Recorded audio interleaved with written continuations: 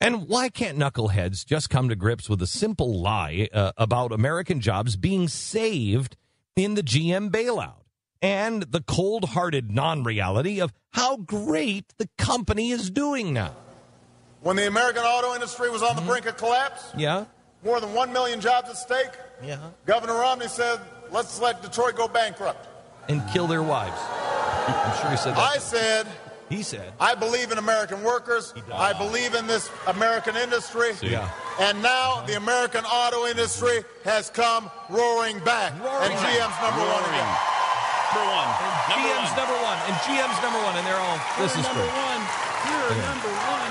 So now I want to do the same thing with manufacturing jobs, not just in the auto industry, but in every industry. I don't want those jobs taking root in places like China. This is great. I want them taking root in places like Pueblo.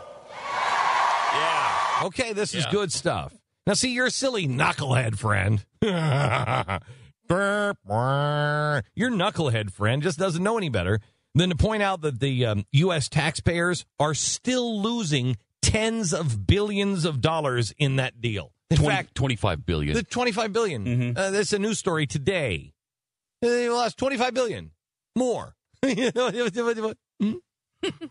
actually low because the stock price since that estimate has dropped and is another $700 million. Yeah, but what's another $700 million? Right. Okay, knucklehead. You know? Wow. Or that GM did, in fact, take over the number one automaker title from Toyota. We looked this up yesterday because we're like, really?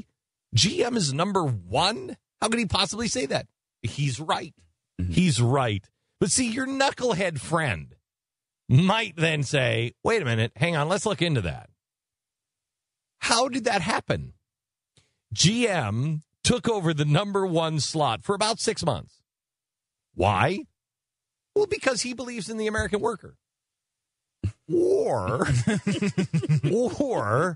the tsunami brought the car production in Japan to a screeching halt because the tsunami wiped out their entire manufacturing sector. They couldn't make a single car there. Mm-hmm. Mm-hmm. Now, GM became number one. Yes, GM passed Toyota. Yes, they did. And it only took an act of God to make it happen.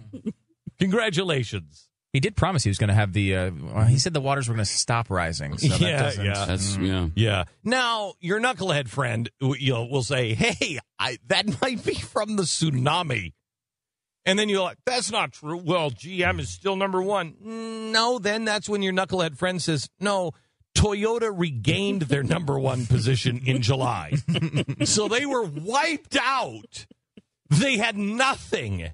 They rebuilt all the radioactive dogs running in the street. They rebuilt their auto industry, and now they're number one again. Knuckleheads. Man.